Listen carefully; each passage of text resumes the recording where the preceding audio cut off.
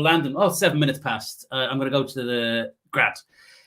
Yes, what we are doing, this is the welcome to the Bunny Book Club, or BBC. I believe that's available.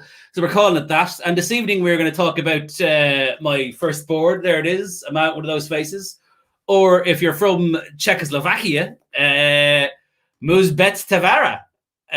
Genuinely, this is weirdly the books are apparently doing, because we've got a few different deals, but this is the one that we've got. Czechoslovakia was the first one, and weirdly, apparently the books are going quite well in Czechoslovakia. The only reason we know this, by the way, because you sign a deal, you give them the rights, and you don't hear him for ages. The only reason we know that is because Wonder Wife keeps getting alerts from book bloggers in Czechoslovakia, and they've bought the audio rights now. So there's someone doing an impression of Morgan in Czech as we speak, which is very exciting. So yeah, we're talking about Man with Those Faces. Sorry, my wife's just corrected me. Czech Republic. We've already had an international incident. This has gone well. So yes, we're going to be talking about A Man with Those Faces. I assume most of you have read it. My first book. It was so we'll get into that. And to help with that, by the way, first off, thank you to any of you who have. For those of you who haven't seen the email, yesterday we've put out a Dublin Trilogy Deluxe box set, actually a 2-part thing with the 4 books and the short stories and the novellas in them and stuff, and which has been great. We've bunged them up on Amazon and stuff. Basically, if you've already read the Dublin Trilogy and stuff, don't go getting them. We're always trying to explain that to people because you've already read everything in it, and the novellas and the short stories are in How to Send a Message, which is the short story collection you get when you sign up to the mailing list. So if you've not got that, sign up to the mailing list. You can get it there. Or if you're in Kindle Unlimited, it doesn't matter. You can just read them, the box sets in, on the old Kindle. But if you get a chance, we will say, if you do get a chance, we'd really appreciate if you bung up a review on the 2 box sets, or, the second one and stuff, just because it'll make it look better for people coming in, because you're always worried about it looking a bit unloved. Thank you very much for that. I'll explain what this is behind me. Hopefully some of you will be quite excited to hear that, but we'll do all that later on. First off, ladies and gentlemen, I'm going to turn the heater off for a bit. I should introduce you to the question master for this evening. He's a wonderful man called Ian Sainsbury. For those of you who recognise the name, when I Have Sinned was nominated for the Kindle Storyteller Award a couple of years ago, Ian's book won it, which I am absolutely fine with. I have no problem with that at all. He got 20 grand. I got a free Kindle that I broke when I stood in it last year in the middle of a lockdown. But, I wouldn't know what to do with the money. I mean, look at me. I'm already living large. But yes, it was a brilliant book. My mother, by the way, genuinely a big fan of it. This is his latest work, Clockwork Sherlock, which I just got very excited to read it. It's a it's a futuristic take on Sherlock Holmes, which I am genuinely very excited because I really do like Sherlock Holmes. So without further ado, first off, actually, before we get to Ian, we should say hello to the very most important person in the world. Wonder Wife, if you'd like to pop on and say hello before we start. Oh, everybody's come on. Hello. I'm married to one of these people. I'll think you figure it out for yourself. There's Wonder Wife. Hello, Wonder Wife. Oh, Ian's gone again. That's seamless. This is going very smoothly. I'm all over the tech tonight. All over the tech. Yes, it's going very well. Very well. She's already accidentally cut and pasted something into the comments by mistake. But anyway, heavens forbid what's going to happen. Probably at some point later on, you might need to get the dog to sit beside you because people will complain if they don't see him at all. Make a guest appearance. Yes, he's had a very good week because the one upside of lockdown, and there's a phrase you don't hear much, is we found out this week that golf courses aren't opening until the end of March. And apologies to any golfers in. A, they probably should have opened sooner than that because it's the easiest sport in the world, socially distanced. But B, me and the dog are incredibly excited because that is the best walk we're ever having. And we get to go down to the golf club and play fetch every day for an hour and a half.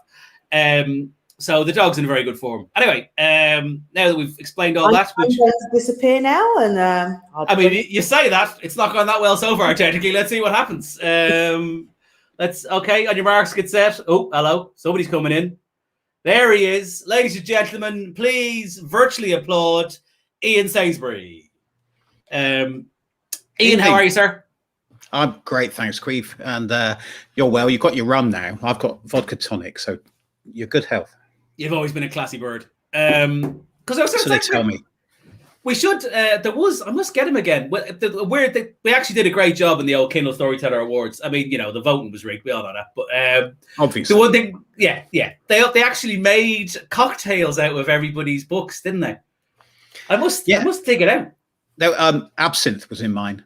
I looked it up. Really? Yeah. I took 2 or 3 sips of it, and I thought this is really not a good idea. Yeah, I think it's absinthe rarely is in my brief experience of it. Yeah. Okay. Well, the other one, I have no idea what was in mine. I know I had a good night. I think we all did. Yeah, I had a good night and most of a morning out of it. I can remember it was in a private members club in London, and I can remember the staff being just incredible. That they genuinely looked upset when you asked for a drink. It's like, oh God, I suppose we can get you one. Yeah, we don't normally. Before lockdown. Yeah, wasn't lockdown. It was just because they were just that terrible. There was this 1-star review by an anonymous Irishman, and that was it. Apparently, it did for him. Yeah, nailed him. Very powerful, mate. Not even ashamed of it. Right, well, we should let's get cracking. Let's start talking about this bad. Oh, I should say, by the way, we've got some questions. I'm going to send them in. Thank you very much. Elaine has collated all of those bad boys. But if you have any other questions, just bung them in the comments, and Elaine will pick them out, and she'll magically send them to Ian, and he shall ask them. Assuming we don't run out of time, which bear in mind, I'm already rambling. There's a good chance that might happen. We'll also do a bit of a reading at some point to liven things up. And I will explain how the thing I read, A, was one of the most terrifying gigs of my life, and B, caused a bit of a feminist hoedown, which was quite exciting. So anyway, we'll crack into that. But before that, Ian, ask us a question. I will ask you a question. I mean, and this is great because I can genuinely do that thing that TV show hosts do all the time when they pick up the book and they say, well, I read your book and it's, I really enjoyed it. Well, I actually did read your book. And shortly after it came out, and loved it and went on to read the rest of the ill-named trilogy. So I'm a fan anyway. And I actually said to my wife before the Kindle Storyteller thing, I said, well, he's on the shortlist, Queeve, so I'm not going to win, so I'll just go and get this and go home. Actually, do you remember what actually happened in the thing? It's very bizarre. You can actually hear it on the recording. Our friend Mark Stay was at it as a thing. And your missus, bless you, because you were like, basically, you done that classic thing where you go, well, it won't be me. And you went, oh, it'll probably be him. And then your wife went, like, you were both convinced each other it definitely wouldn't be you. Completely, yeah. And your missus actually turned to me and went really loudly, I thought it would be you. It's like, no, it wasn't. Anyway, leaving all that aside, and we haven't stopped yet. So I was looking through my copy of it, which is on Kindle, obviously, but I had highlighted a passage, so maybe I'll come to that later. But this is really interesting to me, doing it like this little book club idea and going back to your books, because I got to admit, this is where we're different, not just the fact that in lockdown you've grown a beard, I've shaved mine off, but I've never reread one of my books. I've never gone back to it. Really? And I don't think I ever will. So this is never going to happen for me. So I'm really intrigued. So what was it like for you to have to reread your first book? Because it's weird, because I mean, I think the last time I'd actually sort of been through it would have been whenever we did the audiobook, when Morgan did the audiobook. I would have heard it again that way, which was great. And Morgan is the audiobooks are fantastic with Morgan, and he does kind of, like, it's weird now because he's done like 8 of them now, and The Quiet Man, actually including The Quiet Man, has just come out this week. And I do kind of hear characters in his voice now, but it was kind of weird coming back to it, because I think in your head, to be honest, because it's your first book, part of you thinks, oh, I know a lot more now, and oh, I wouldn't have done this, that, you know. But actually reading it, I was sort of pleased with it in a this doesn't sound too arrogant, because I sort of read it and went, I'm kind of enjoying this. I don't know, somebody asked a question about, and we'll get about editing and stuff later on, but yeah, I was pleasantly surprised, I think, overall, how much I enjoyed it. Because I think partly in your head, you're probably this thing where, you know, with anything, when it's their first go with it, you always think, oh, you know, is this, you know, I've improved since. And I guess I'd like to think I have, but I'm saying I'm pretty pleased with it overall, yeah. Yeah, it's a cracking read, and it's, we all know it's really funny. I'm going to tell you the bit I highlighted, because I've got it, in case anyone thinks this is just blowing smoke up your what's it. I don't even know if you can't see it's that. It's just a bright screen. Okay. Could have just shown us anything. I mean, yeah, I did basically. so, so the bit it's just one line in it, because I mean, there's so many great jokes in it. It's such great humor and great. And you said to me earlier, you never made a big deal about description, but it was a bit of description that I highlighted. So this is the line: the sky was the color of wet newspaper, and it seemed to be bleeding into the day, making everything look like a bad photocopy of itself.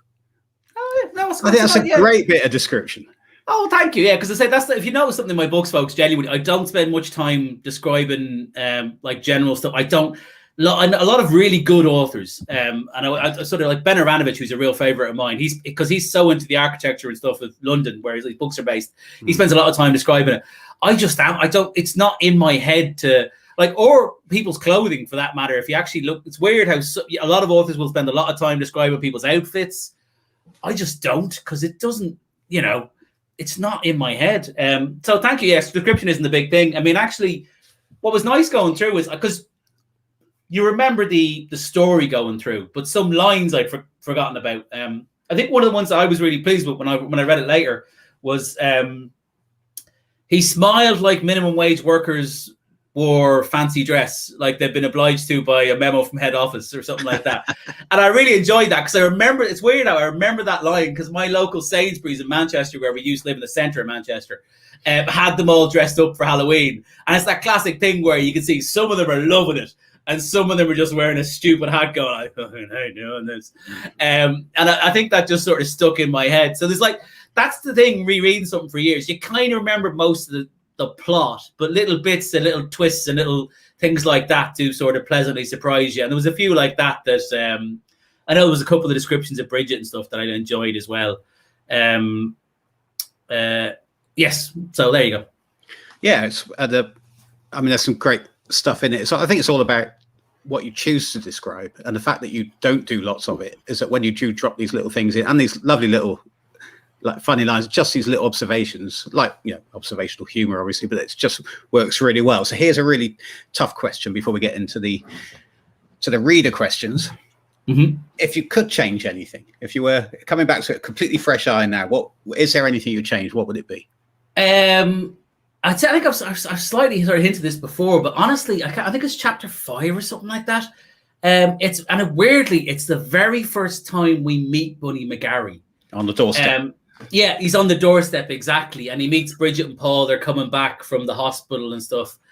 And that scene really, now in hindsight, I'm surprised I didn't name it the time, because as I said, just give it some context, Bunny was never supposed to be as big a thing as he was. Like, he really was. That's not me making this stuff up. He was just supposed to be a secondary character. I think when I started writing him, I hadn't even decided, was he like a sort of villain, or was he kind of in between? But yeah, so I wasn't sure. So when he meets them, the thing that bothers me is he's genuinely rude to Bridget. And while Bunny is kind of very rough around the edges and stuff, he takes politeness genuinely quite serious. In the same way I do, I think Bunny's quite like me in that regard, is I actually put a high enough value on manners. I think Bunny does as well. He just has a different interpretation than some people might do as well. And he was sort of genuinely a bit rude. And there's the thing where he tried to kiss her hand and stuff. And that sort of always sat wrong with me. I did actually change one thing in it, by the way. Bunny in that scene originally drops the C-bomb. So a lot of people who read it quite early on might actually have read the version where he drops the C-bomb. And funnily enough, and it worked in this, it made sense in the thing. And people get, I presume most of you understand what I mean by the C word. Because it's an interesting thing now, because Americans find it much more upsetting than people from this part of the world generally do. In Ireland, particularly kind of more southern, I think it's generally quite common, like Shane's from Limerick and stuff. I know a couple of mates from Limerick, and they do drop it. Not as much as Scottish people, where it's a compliment. Scotland is really... it's almost punctuation in Scotland. Yeah, they really do go full on. I mean, I love the Scots things in many ways. The way they have a brilliant... that's why I maintain there's so many good crime books from Scotland. Part of it is the sort of the weather and the mood of Scotland. Part of it is just the dialogue is so good, because Scottish people have a great way of talking, seriously. As I like to say, as do Irish people, as But what actually made me change it was when we did the audiobook. It's a weird thing that it just, when Morgan said it, when somebody says it to you, when it pops into your ear, it feels a bit more like full on and invasive. And I decided, I actually got Morgan to re-record the line and changed it to something else. And weirdly, I was thinking, because that's a lesson I sort of learned, and I kind of now, I still have swearing, but I'm a bit more judicious about it probably as I went on, when I learned more as I went.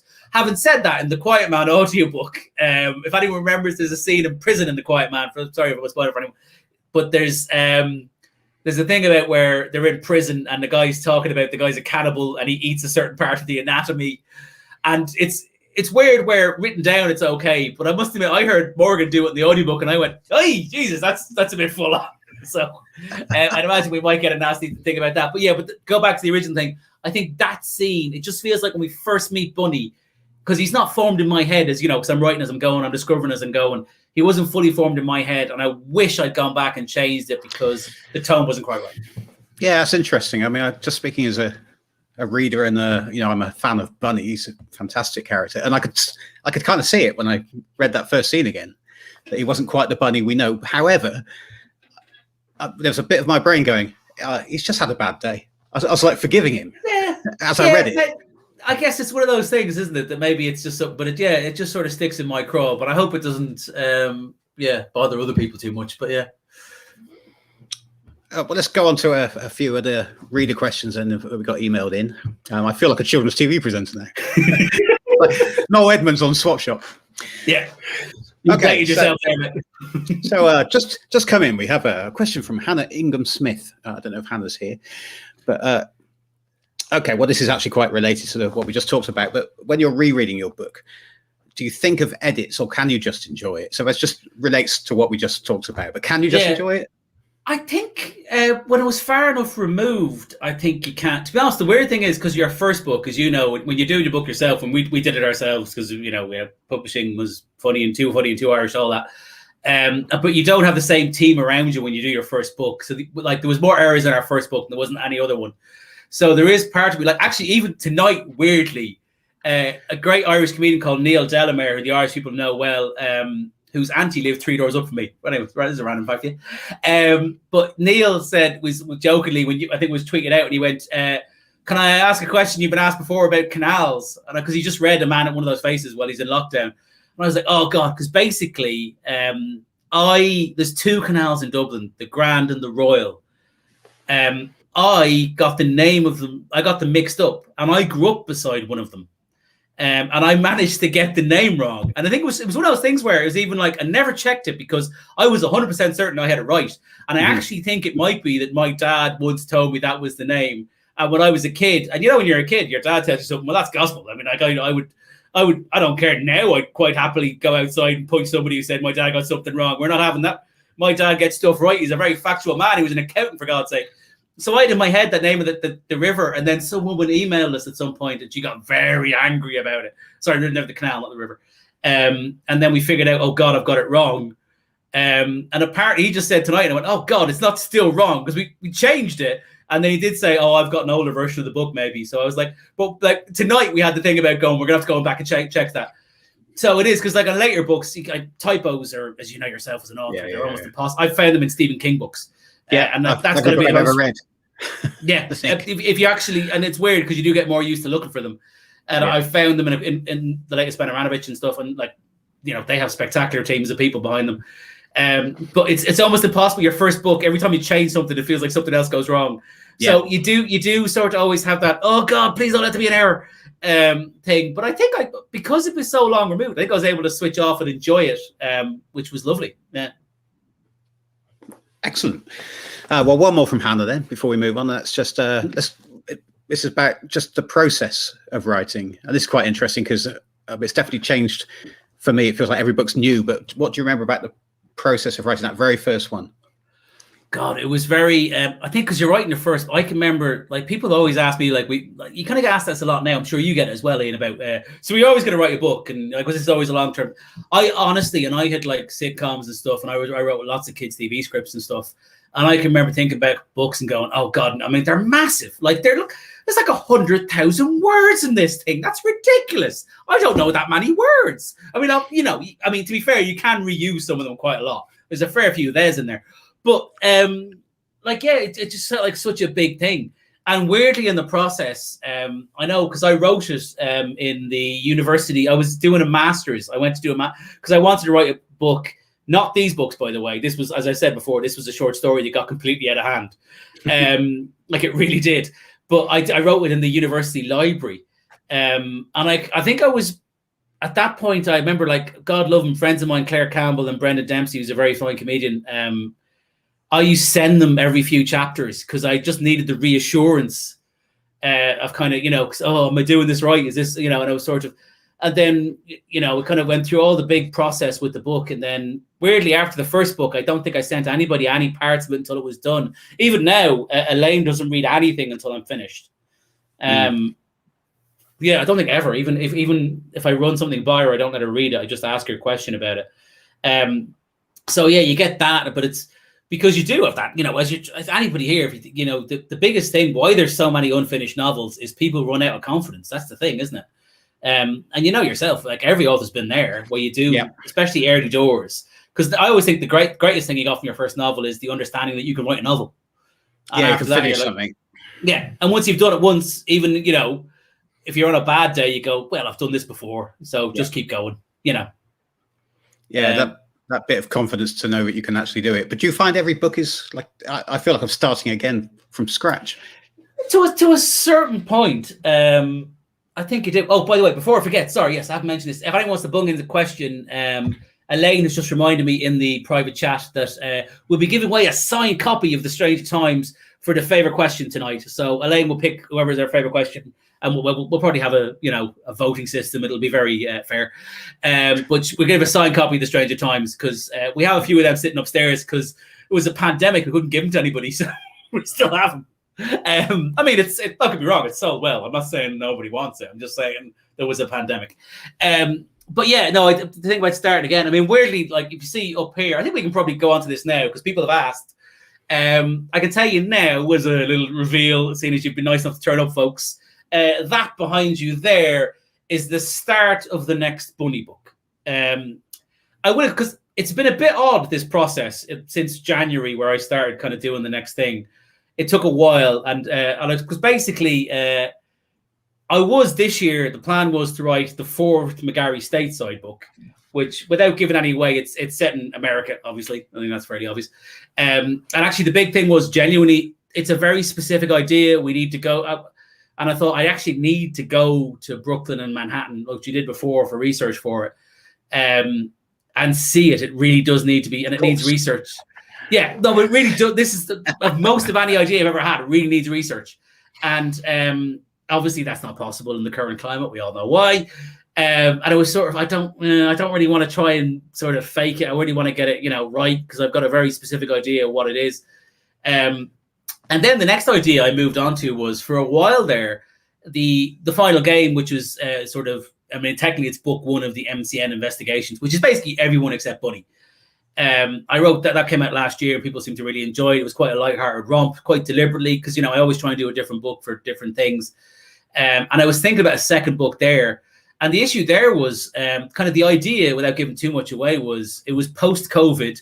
Bridget, I think, naturally being a nurse, would have gone back into nursing, because it was always like she left nursing over the Dublin trilogy. But I think Bridget would have gone back into nursing. It genuinely seems like a very logical thing.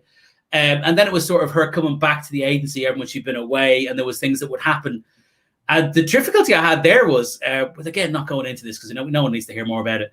It was kind of, it's going to be like when that's all over, and you think, that's not all over. It's kind of one of those things where I was trying to, and I had, again, to be honest, last year I had an idea for a short story I was going to do as a charity thing, which was going to be based in COVID in Dublin. And it was one of these things, I'll be honest, when I came to, I know what you be, I mean, you write different areas, but I was like, people ask about, you're going to mention COVID and stuff, and I didn't. In the American books, I'm not, but with the Irish ones, I felt like I might. And to be honest, as soon as I started thinking about it, it really threw me off my game, and it was like, I'm not going to, I mean, because you do have, your books are kind of like contemporary, some of them, but are you just ignoring it like I'm ignoring it, or what's your plan with it? Actually, it worked out. It didn't give me too much trouble, personally, of course, like everybody else, but not when it came to, at the moment, I'm writing 6 more Bedlam Boy books. So there are 3, and they are contemporary. But actually, when I set the first one in my head, it was always a couple of years ago anyway. So maybe 2015, 2016 sort of time. So the next 3 books will carry on straight away from where the last one's finished, so they won't get up to date. So there's no COVID problem there. And books 7, 8, and 9 are actually a prequel. They're set 3.5 years before Bedlam Boy 1. Cool. So and then it's another Clockwork Sherlock 1, which is almost like a alternate reality, slightly in the future. So no problem there either. So at the moment, I'm not in trouble with it, but I have got some ideas I think would work really well set in this lockdown. But I want to be out of it. I don't want to write about this. I want to write escapist fiction. So your stuff is escapist. I don't want to put people back in until we're looking back on it and we can safely read something and enjoy it. Yeah, and to be honest, that's like we got a lot of emails in the last year, people saying about how much they enjoyed the escapism and like funny books, and particularly in this, because I remember when it first started on like author book groups, it was a thing. I don't know if you noticed it, but it was loads of people going, "Oh my god, post-apocalyptic fiction's going to be massive now." And people are like, and I don't know if it's so well, because it's probably maybe certain personality types like that idea, but I actually thought early doors, and frankly since it's been borne out, is that I think people will want something funny and lighthearted more than ever, because we all know how serious stuff is. But to go back to the big reveal, so basically I had an idea for something for ages, knocking around, that I wanted to do Angels in the Moonlight, the 3rd book, which is the prequel set in 1999. I want to do something after that, because a lot of things happen at the end of that, and I had an idea. And initially I thought it would be a short story, and then it became a novella. And now basically it's a novel. That's the first act of it there.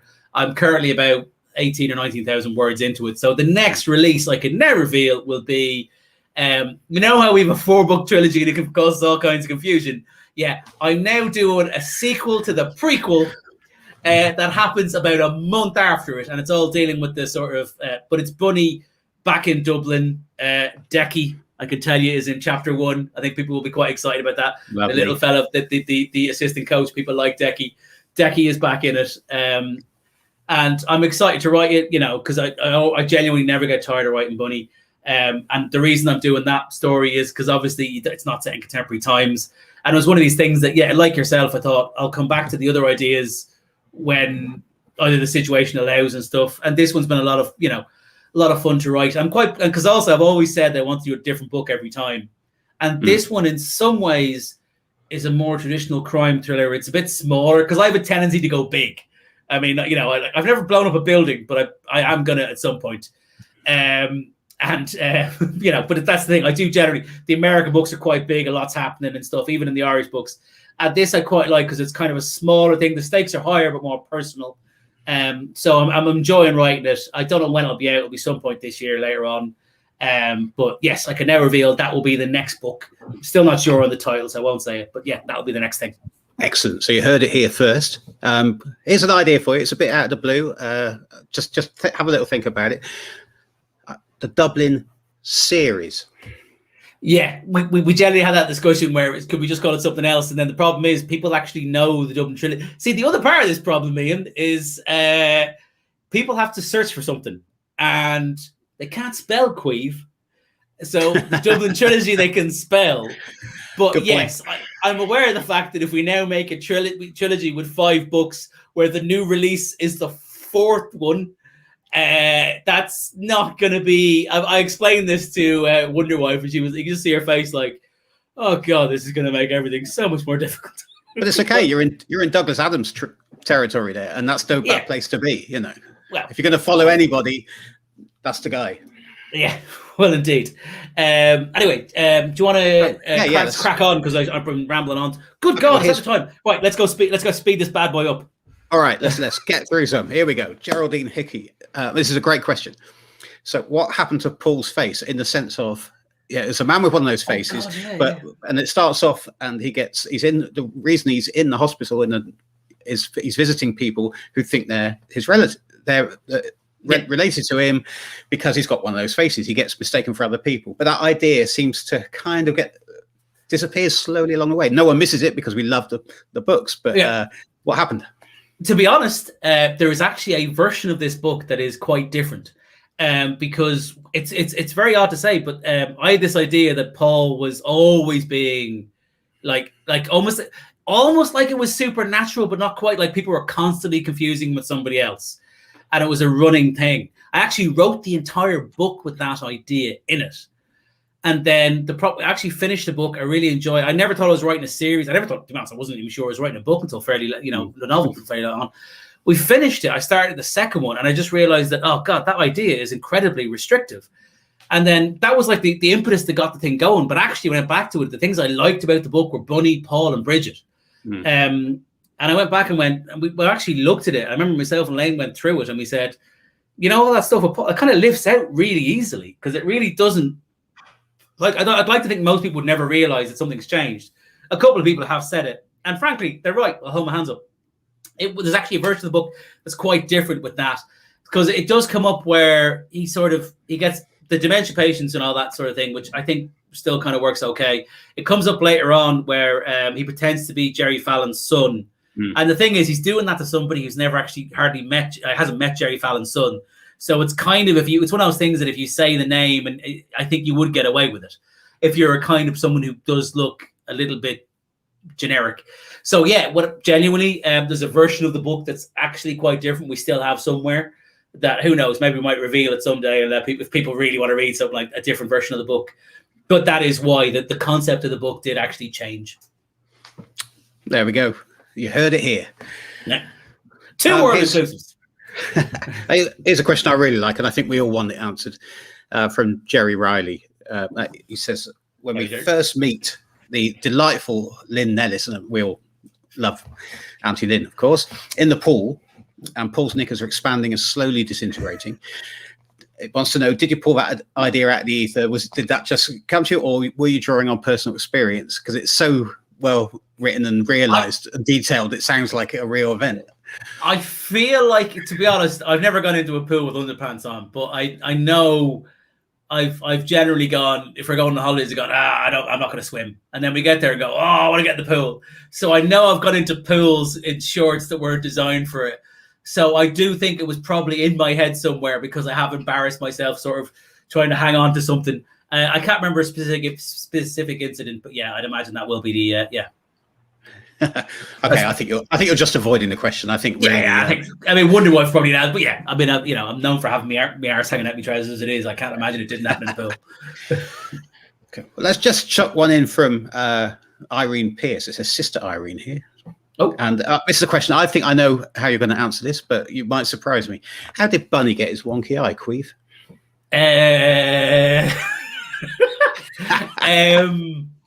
Honestly. I currently have no idea. However, there may be a detailed explanation for it in the future. I think you've got to leave room in your subconscious, right? Because sometimes things will pop out. Yeah. And a whole book might come of that story. Well, now you've asked that question, my brain will probably work away on that. And I have a weird thing where I wake up in the morning, get in the shower, and my brain reports back to me what it's thought up in the middle of the night. So who knows? Tomorrow morning I may have a detailed answer, but at the moment, Irene, I don't know. Okay, back to less dangerous territory. So from Jennifer Langsford, how did you choose hospitals for Paul's volunteering at? Had you been visiting someone and thought, wouldn't it be nice for someone else to be someone else while I talk to the demented? I'm just quoting from Jennifer's. I didn't say they're demented. Jennifer said they're demented. People with dementia. I think that's probably the more, was it more linear? Correct. Were you just trying to find something that he could do honestly, to earn that money and to do his charity work? The very first idea for the short story was, I had the idea, a man at one of those faces. I think that phrase, somebody said it to me, and then I was thinking about. I actually came up with the idea of somebody visiting people in hospital and pretending to be who they were. I can't remember specifically where that came from. I don't think I was visiting anyone specifically at the time. And that was the first idea I had. And actually where the book comes from is I started writing that and I realized it's a nice idea, but has no inciting incident. Nothing's actually happening there from a narrative point of view. And then literally, I remember where I was in the library at MMU University where I was writing the first book surrounded, frankly, by teenagers who can't fucking whisper. That's my experience of a university library. Is there's a whole generation has no concept how whispering works. So yeah, I was in there trying to write, and I literally remember the moment where the idea hit me that one of the patients tries to kill whoever he thinks he is, and from there it was I can remember trying to write notes, and it just started pouring out. I can even remember where the seat I was in. There's an odd thing for you. So that's where it came from. Yeah, that's great. very specific question here. Why did Bunny move away from Cork? This is Louise Connors asked this one. I've no idea again, but there will be a very specific reason. It probably involves how we got the wonky eye. Yeah. This is very good questions, folks. Well done. But I think it was something, because I think someone else asked, is Bunny based on somebody real and stuff? And actually, we'll come on to this, but people always ask this, is Bunny Brendan Gleeson and all this stuff? I know a few people have asked this question, and it's probably coming up. I'll actually deal with the whole thing now, because it kind of makes sense to do it all now. The reality with Bunny is, and people always talk about it's Brendan Gleeson and that.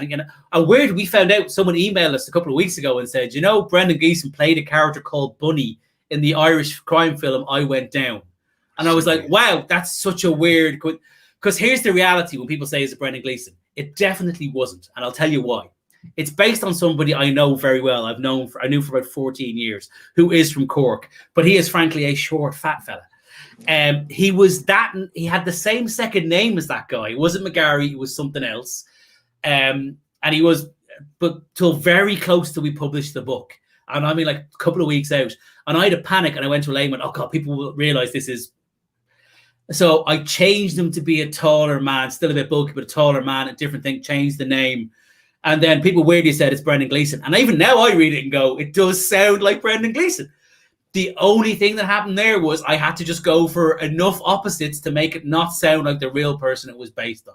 Because occasionally, I don't base things on real people. Phil Nellis, I have said before, is actually the physical appearance of him, because he's very gangly.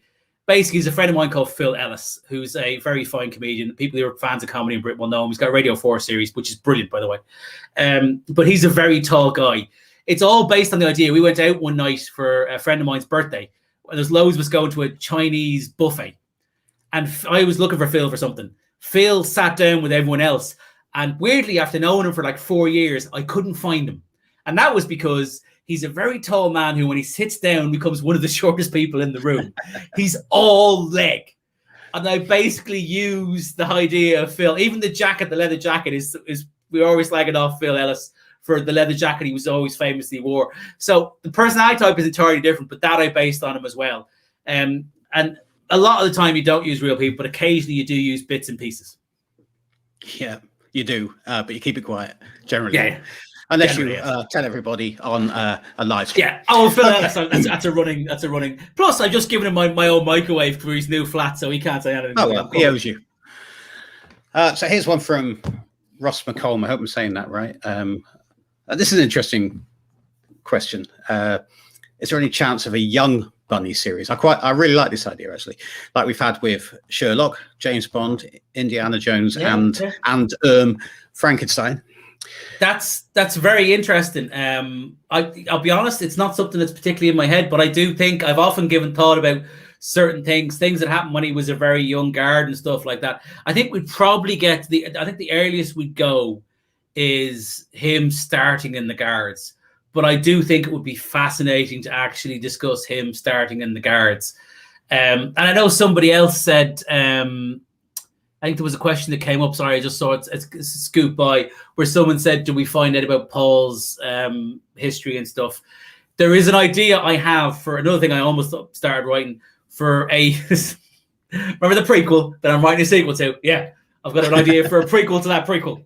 In that, I refer to something that happened a couple of years earlier. I have a very detailed plan in my head of something that happened a couple of years earlier, which weirdly explains so much that happens after that with Paul, with Bunny, with their relationship. That book is quite dark. And it was one of those things where I'm going to write it at some point, but I still don't feel quite right. I'll probably make the next couple of years. I'm guessing I probably will. That will happen at some point. And weirdly, the book that is the very start of the whole thing will actually explain a lot of the end of the whole thing in an odd way. That works for me. Hope it works for everyone else. Yeah. So one more from Ross, because this is also ties in nicely to just talking about the whole Brendan Gleeson thing, which I'm sure no one ever asked you about. But it's Anne Moran would like to know who would star as Paul and Bridget, which you probably don't get asked quite as much. Do you have anyone in mind for them? Paul is tricky just because I spend so much time describing how average he is. And actors are frankly not average. They're all pretty good looking people. Bridget, there's a couple of great Irish actors, female Irish actress who I would. I'm terrible with names. There's the lady who played Sherlock's girlfriend in Sherlock. She's also in Ramesh Ranganathan's sitcom where she plays a barmaid and stuff. Because I've been a big fan of her for years. She did some sketches years ago with somebody else, and she's great. She's a really good Irish actress. There's also there's a couple of other ones as well. There's one who was a threesome. I'm terrible with names. I really don't want to say this, but she's the lady who's married to Brian O'Driscoll. I shouldn't describe a female as the person she's married to, but I'm just so bad with names. Whereas Brian O'Driscoll's is obviously etched in my heart. For the Americans, he was an Irish rugby legend. He's like Tom Brady, except he's never cheated. We're going to lost it. I'll get a couple of complaints of that, and most people won't understand why. Yeah, we've lost most of us, but there'll be a few. Don't worry. Yeah. People are either indifferent or angry with that remark. Yasmin Akram, thank you, Elaine. Yes, and Amy Huberman. My God, she's working the Google. Yasmin Akram is a brilliant Irish actress, as is Amy Huberman. So two of them have always been in my head for Bridget. And with Bunny, there's quite a few other actors who could. Weirdly, Brendan Gleeson. He has a couple of sons, all who are fine actors, one of which actually looks like a carbon copy of him from 30 years ago. It's really odd. If you Google the Gleeson family, there's the one who was in Star Wars and stuff, who's already quite famous. Donald Gleeson, who's been in lots of stuff. But his brother is actually much more like his father in size and temperament, and he had a big beard at one point and stuff, and he kind of has more of a bunny look about him.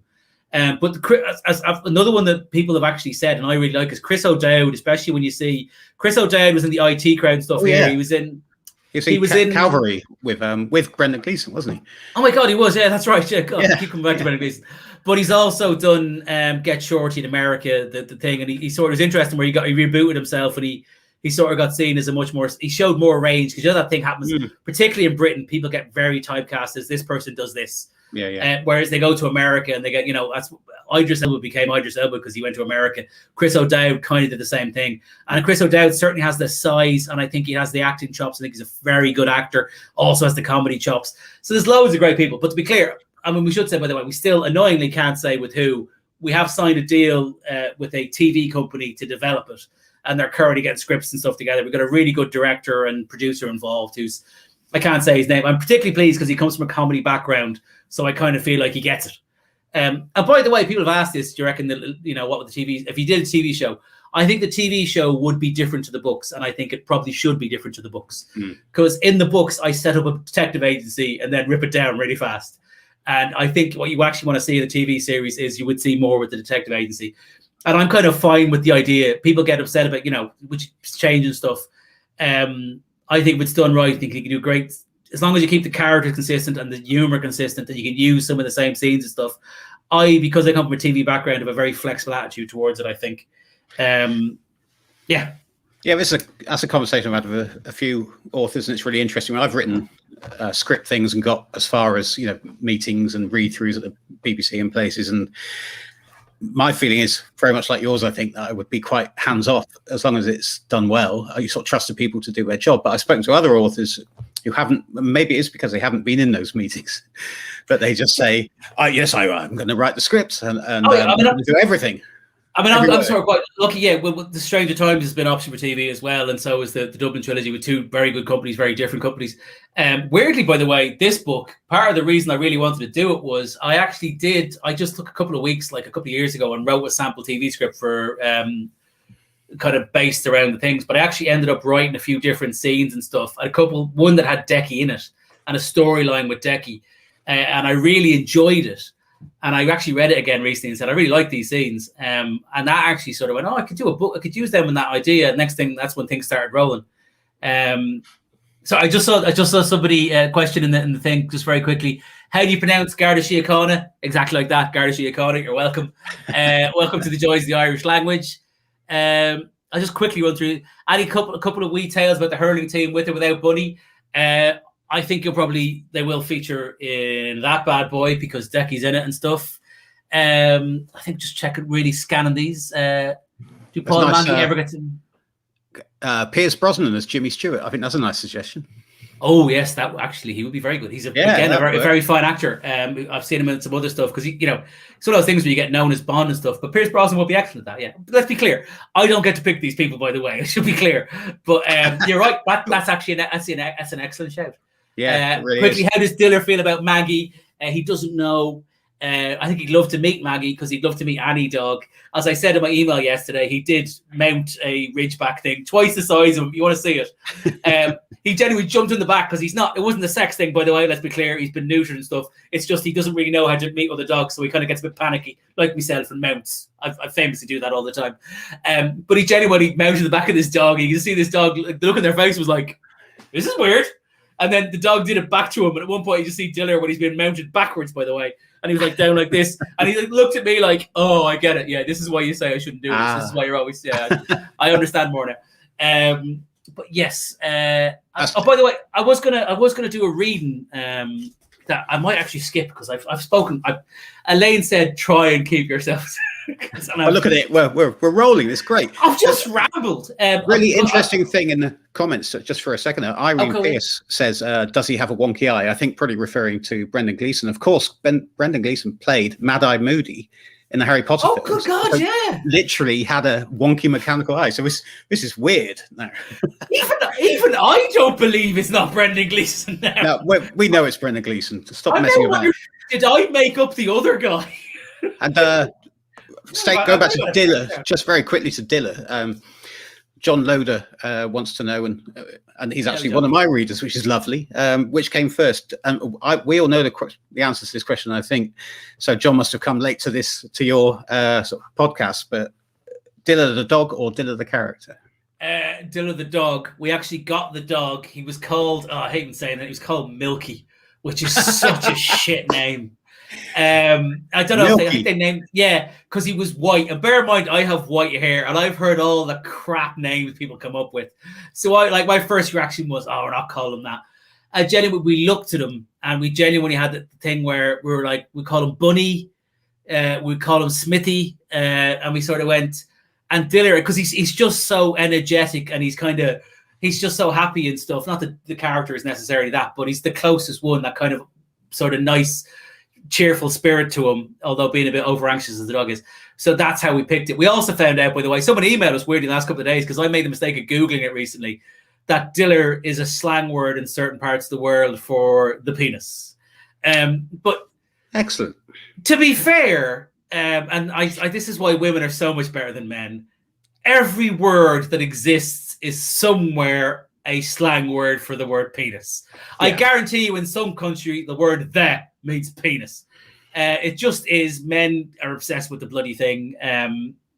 So yes, there we go. But yes, how long did it take us to get to a knob joke? It took 55 minutes. There you go. Speaking of which, because I won't do the reading I was going to do. But it's chapter 11 or 12. It's the one where a couple of interesting stories about this quickly.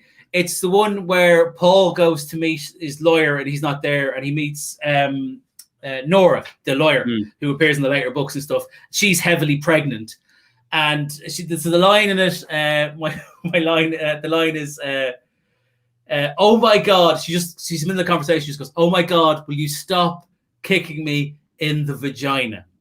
Now, couple of things about that line. First off, I got asked to do a reading at university because before the proper authors, when they had these events, and it was a very literary thing, they said with a couple of people, I said, I'll do a reading. And I did one in a place called the Anthony Burgess in Manchester. But nobody knew it was a funny book and stuff. I read that, right? And that line is like in the second paragraph, "We stop kicking me in the vagina." Absolute silence in the room. I remember Elaine was there. Complete silence. And in my head, I went, oh, yeah. This is going to be horrific. Oh my God. And then thankfully it went on. And because they hadn't been prepared for the fact it was going to be funny, when we went on, it actually sort of, the next funny line, they were almost then, they laughed a bit. And by the end, they were going really great. And it went really well to the point where everyone else who went up and did a reading apologized beforehand because theirs wasn't funny. So it did go well in the end. But I had that moment in my head where I was going, oh my God, this is so horrific. Which I've already, another time in my career, randomly, I did a thing for the Lake District in Britain, God love them. They get flooded really badly every few years. They had it really bad a few years ago. and I did a charity thing for that. I got asked to do it by a friend of mine, and I was like, great. I just went up and somebody pulled out. I went up with the day, and Rory Bremner was American people. He's a very famous impressionist in Britain. Brilliant. It was weird meeting him because I watched him since he was a kid. Him and a brilliant jazz musician were on, and I was doing that, and I was sort of emceeing it, bringing Rory on, and then they said we'll do a set, and I was doing a bit, and I did. I was doing a story that's to do with race. And I'd never done it in this order before because it was broken up. Basically, I do a joke before that about which explained to people that I was married to a black woman. And it was just, I didn't realize, but it sort of just broke they sort of went, oh, okay. And people sort of, that bit was funny. Then you do the next bit. I did that story without doing the joke beforehand. And it got to a thing where I just mentioned race. And the whole theatre that had been lovely just seized up. You could hear, frankly, buttocks clenching. And basically then I was like, I remember in my head while still doing the routine and trying to keep the rhythm and stuff, I can remember very clearly in my head thinking, in 4 minutes time, Rory Bremner, one of your childhood heroes, is going to apologize for you. And then thankfully it went on the next bit, and then they got it, and they were like, and it went really well after that. But again, there was that moment of but the other thing with that scene, by the way, we did it in the university class. We did a thing where you brought in a thing and read it. I read it out, and the lecturer, who's a lovely guy, went, okay, I mean, it's funny. Is it not sexist to talk about it? Because I go to things about pregnancy and stuff in it. Is it like, it's sexist? And I was like, oh God, is it? And the women in the room got really angry at him, not me. It was really odd where like literally they sort of went going, oh yeah, because we don't talk about pregnancy. Because yeah, it's like, it's a woman's body. It's the shit we have to go through. And like they got like a couple of mothers got really angry. And I was like, ooh. And it got to the point where we had to sort of go, okay, everyone just sort of relax. But genuinely, it was like one of these, like, and this woman went, he understands pregnancy. And I was like, God, do I? I've never been involved in one outside of, my very first one. And I wasn't remembering much in that one. But yeah, I was like, I really don't feel like I speak for women either. I just wrote what I thought was a funny scene. And then Elaine kind of went, yeah, say that, don't say that, say that, don't say that. So there you go. That's brilliant, because it's really interesting that people who are maybe a slight remove from actually writing fiction, maybe talking about it or lecturing about it, or teaching classes on it, sometimes might feel a bit more guarded in what they want to talk about. Whereas you never write anything. I mean, I'm forever thinking what you don't want to do is any kind of cultural appropriation, but you just think, well, I don't know anything about these. People are all made up out of my head. Yeah. Talk about the stuff. Yeah, someone will tell you early on before you publish something if you've absolutely done something stupid. Well, it's a weird thing, not to get too serious, but there's been debates and stuff about, and people giving out. It happens a lot with YA books, which is really unfortunate. People sort of going, you can't represent this, and there's a lot of things with that where authentic voices and stuff are very important. I know American Dirt was a big thing and stuff. The thing is, you do from the other side of it is, I can't write a book entirely full of white characters. To be honest, the Dublin trilogy is mainly white characters. And the reason for that is it's set in Dublin. And even since I've left, Ireland's become a lot more diverse, which is a wonderful thing. I am very pro-diversity, to be absolutely clear. I myself am an immigrant. My wife is a second-generation immigrant, very proud of her roots, as she should be. So it's a one thing that I think you need to display different, different cultures and stuff like that. Women, men, you need to gay, straight, all that sort of stuff. It's a very odd thing where I get reviews and people go, well, it's not politically correct. And then I have other reviews with this guy. Somebody genuinely wrote this thing about, I think it was probably for the Last Orders, where I went, oh, he's read a woke manual or something like that. And it's weird where I go, I don't like political correctness. And first off, I'm trying to offend anybody except possibly the fans of cricket, to be 100% clear. But I don't make jokes about people being gay and race and stuff like that. But I think there are, in my stand-up, I did a lot, and I'll put something on YouTube soon, because I should, about one of my stand-up sets. People can see the story. I did stories about bringing my wife's nieces to the zoo, which was one I did for years, and there was one about a thing in what happened to me in work, which was genuinely like describing somebody who was a black guy in the office. Went, oh, he's the black guy over there, which genuinely happened to me. Obviously, the story's a bit thick, but I think those are fine. And they discuss how we think about it, but I'm not making jokes at anyone's expense. And I think it's very helpful to normalize these things where we can talk about race. I remember asking somebody, a Sikh lady I work with, and went, "Oh, how does your religion work?" I was sitting in a pub in London after work when I used to work in London, and the whole room went like literally. You could see all these white English people going tensing up, and she actually was great because she went, "He's just curious about my culture. That's absolutely fine. That's a good thing." But she actually went, "That's a good thing. We should discuss these things." So people get weirdly tense with these things, and I think as long as you go in with the right spirit and you try and get it right. And more importantly, if you get it wrong, you hold your hands up and say, "I'm sorry, I was trying my best," and you ask. I think it's a good thing. Elaine says apparently quite a few people have requested the reading. Yeah. I'll give you 4 minutes of the reading. Okay, can we, before you do the reading, can we squeeze one more question in, because it kept me up in the private comments to remind me to ask it, so I just want to squeeze this one in, and then we all want to hear you read. And that is just, this is from Jan Dudding, and it's about Fidelma's will in The Man with One of Those Faces, because it's so specific, that will, that you've got your 500 euros to live on as long as you do this much charity work, and you can live in a house, and the idea that he then is a protest, and to get his own back on the stingy old cow, is to just absolutely live off that 500 euros, do his charity work. Is it completely made up? I think I can guess the answer to this, but is it made up, or is it based on a real occurrence? It is completely made up. And it's one of those things where a lot of ideas you go, well, I kind of know this thing. That I have no idea where it came from. It's completely made up. And it's one of these things and it just came from nowhere. And it was sort of one of these things where it just sort of worked. I can remember spending ages trying to figure out exactly how much you'd have to be on to get him to be, tighten the budget and stuff like that. But it was completely made up. No idea where it came from either. Not based on anything. So right, are we going to do the reading then for 4 minutes? Let's have a reading, and then we'll have. In the meantime, you look through the questions, and we'll have a speed round after this, where I'm only allowed to give 2-sentence answers. All right, I'll see if I can find some more. Okay. Yeah. She took a long, deep breath. "Mr. Mulhare, I want you to know that I am a competent, confident, and committed lawyer. Rest assured that here at Greavy & Co. Solicitors, our number one priority is you, the client. You're more than just a customer to us. To us, your family." "Great," said Paul. "My second name is actually Mulcrone." "I knew that." Just a little lawyer joke there, trying to lighten the mood. And oh my God, will you stop kicking me in the vagina? The last part of that statement was not directed at Paul. It was directed at her own immense belly, because Nora Stokes was pregnant, heavily pregnant. She'd not actually said so, but Paul had picked up on the signs: the laboured breathing, the obvious discomfort, the fact that she was currently occupying what felt like more than half of the available space in the unpleasantly clammy office. Paul had very limited experience of pregnant women, but he was discovering that he found them incredibly intimidating. The whole conversation felt like a game of verbal buckaroo, as if him saying the wrong thing at the wrong time might result in her giving birth right there and then, just to spite him. "Sorry," said Nora. "That remark wasn't meant for you." She repositioned herself in her chair and winced slightly. "The little fella has incredible aim. Every time he... Never mind. You're here. You've got a problem. You don't want to hear about my She put out her hand as if to physically stop herself talking. Sorry. You were saying."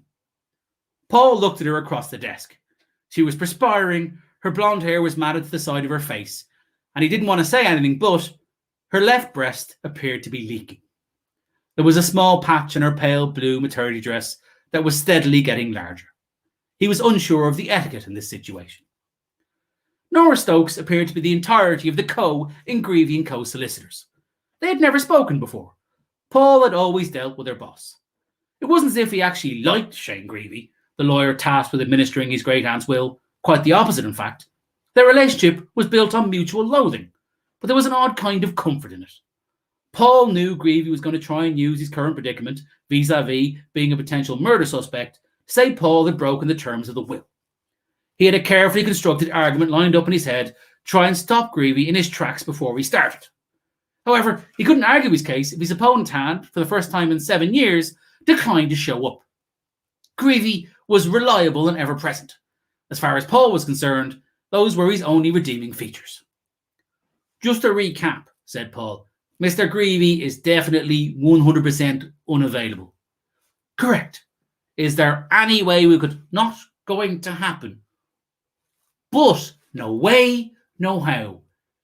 It's just, all right, look, mister. She gave him an impatient look, indicating he should fill in the blank for her. Mulcrone, here's the situation. Shane Greavy is not here. He's in Italy with his wife, trying to save the empty shell that is their marriage. I see. It's pointless, but whatever. Could we? He doesn't love her. He's just scared to leave her. You see, said Paul, he's been my lawyer for 7 years now, and he's fully briefed on, it's the money, she interrupted. He can't stand the idea of how much he'd get in a divorce.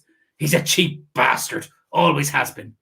That's why a heavily pregnant woman is here, holding down the fort on her own, while he's off in Milan, whining and dining that sour-faced bitch. Right. Now, said Nora, before I ran to the toilet, you mentioned you thought you were about to be arrested. Can I ask what for? Murder. Oh, for fuck's sake. Was that the baby again? No, that was all you. There we go. Finito. I hope you've enjoyed that. There is a bit later on about the baby kicking her in the bladder and causing her to pee herself, which, yeah. I think there was even something slightly more graphic than that. And even Elaine went, you should probably take that out. But yes, I hope everyone enjoyed that. And I've taken my headphones off now. My hair's... Oh, no, the hair. I know. I spent so long on that.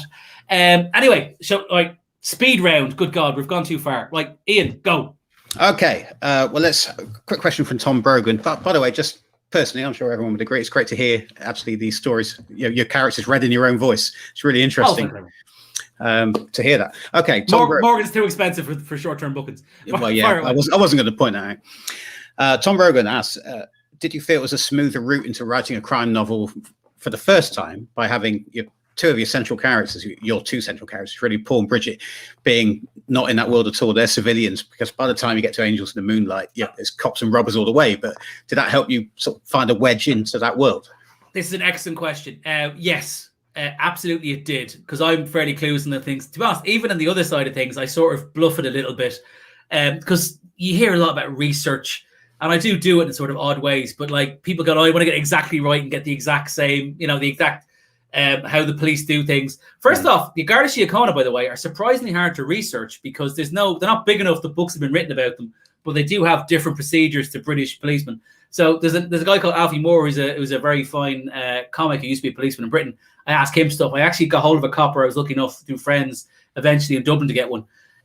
But yeah, it was absolutely an easier way in, and I highly recommend it. If you're basically make all your characters idiots, it takes a lot of pressure off you. Absolutely. I'll second you on that one. Okay, David Appleton asks, is there any chance for a further visit to the Millicent Nuns? Yes. They obviously appear in the McGarry Stateside series. They will be in the next book, very definitely. Anyone who's read The Quiet Man will realise that. Everyone keeps asking me about them getting their own book and stuff. I don't know when it'll be or what it'll happen, who it will involve. The current iteration of them, like the Avengers, the iteration of them in The Quiet Man is a lot of fun. There's two new nuns in that I'm particularly pleased with, particularly Joy. I think she's a lot of fun as a character. So yes, it will definitely happen at some point. You will see them again, possibly on their own adventures as well. Excellent. Okay, I'm going to pronounce his name wrong, so apologies to Stephen. Stephen Beagrie, when will we get the scandalous details and backstory of Decky? You might get a bit of it in the next book. Wait and see. Yeah, I'm not sure. Okay, that's nice and vague. Like it. Dennis Kleinfelter, that's a great name. When writing, were there real life people that basis for some of the characters? Now, this, I think you answered this a little bit already, but specifically Nora Stokes and Dr. Sinha, for instance. Did you name Dr. Sinha after Paul Sinha? I want to know personally. I did, yes. Paul Sinha, the comedian. I did name it after him. Yes. I don't think he's ever. I think I told him once. I don't think he's ever responded.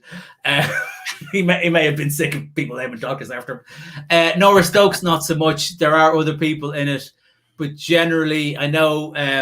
I did have to go through because there's a lot of comedians' names in it. People have actually said I'm doing loads of in jokes where there's comedians who are not sort of famous, but I'm using their names. the actual reality is, folks, to be completely honest with you, I have a terrible memory with names. So I just use the names of people I know, and then we're supposed to go back and change them afterwards. There's also a lot of London Irish rugby players, particularly in the second book. Again, that's just me using names of people I know, because I have, even now when I'm writing this book, I have 6 Post-its with Decky's second name, which, by the way, doesn't appear in the first book at all for some reason. But I had all these, because I keep getting them wrong, so I have to keep doing them again and again and again. So, yeah.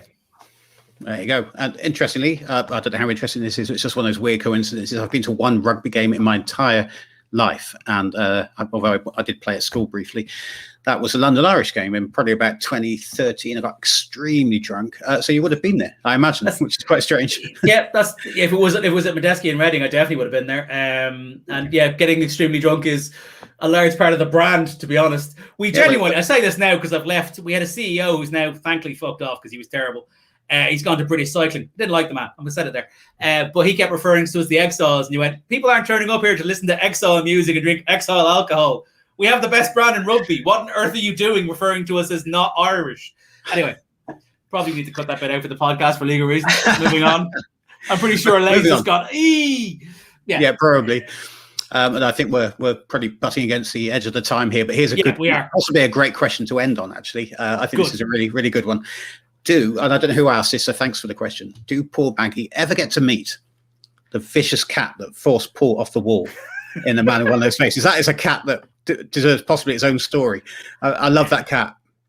See, that was a very controversial scene. Some people loved Really? it. Some people, that was the point where a lot of people, we reckon, kind of go, this book isn't for me. I think the cat moment is basically the point people get to when they decide whether or not I'm not from them. And if you go with it, then you're probably like the rest of my books. And if you don't, then I'm not for you. It's a bit my brother jumped off on, as he explained once at Christmas. No is the answer, but you never know. Everything, to be honest, will happen eventually with my books. It's just a matter of time. So, yeah, let's say they will. Listen, folks, the idea that even the cat in your book has got a bad attitude. Yeah. Giving it large. To be clear, I don't like cats. I hope that comes across. They're not as bad as cricket. Yeah, they're not as bad as cricket, but nothing is. Listen, folks, I hope this has been fun for you all. It's been me rambling, talking to my mate. I hope this has been fun for you. My friend, by the way, genuinely a very fine novelist. Clockwork Sherlock is the latest book. He has several. He writes in several different genres because he's a Renaissance man, or as our agent Ed calls him, a fucking nightmare. Pick a stream. I know I've got 2, but I've only done 2, whereas he's written everything at this point. But he's a very fine author. My mother likes his books. I like his books. That is a very small subsection, ladies and gentlemen. That'll do for me. Outside of this, Elaine will pick the best question. Just quickly, Elaine, is there anything else I need to do? Oh, the box set, folks. If you get a chance, please, on the 2 box sets, do bung up a review. An honest one, obviously, but it'd be very helpful. I think that's everything. Elaine, would you like to pop? Is there anything else we need to do? Do you want to put the dog up in the chair so people can wave goodbye to him? Because I'm pretty sure a lot of people just waited to see the dog. So yeah, I wonder if mine will make an appearance. I think my wife may have left. Is she still here? She's well, this is quite the anticlimax. Oh, here we go. Oh. Turn the camera on, love. There she is. We might get an appearance from. I was here all along. I was just doing a little frantically typing. Okay. Yeah. Do you want to put Diller up on his chair? Well, he's just woken up. As if he It's reassuring that the person who likes me, the thing that likes me most in the world, slept through a large part of this. Makes me worry about how the rest of you liked it. Same here, so don't worry about it. And he's just getting upset about the lack of biscuits. Look, Albie, it's Diller. There he is. There he is. He's somewhat camera shy today. There's no chicken. Yeah. That'll be why. No biscuits on my desk. He's having a good scratch. He's almost certainly going to start licking himself in a minute. I know that scratch. He's about to lick himself scratch.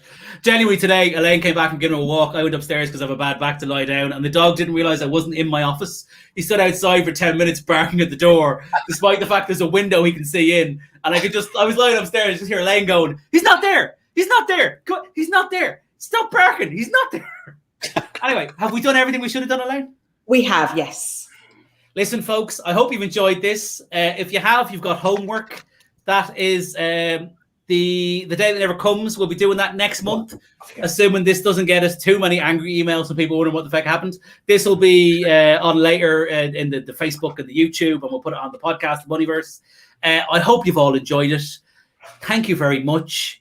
Thank you to Ian. Do go buy Cocker Sherlock. I shall be also reading that in the next few weeks. I'm genuinely quite excited about it. I say quite excited, very excited. What am I talking about? I'll be honest, I barely contain myself. Outside of that, thank you as always for your fine support. We really appreciate you, and we'll see you all next month. Thanks ever so much for coming. Right, awkward wave time, guys. Bye. Bye.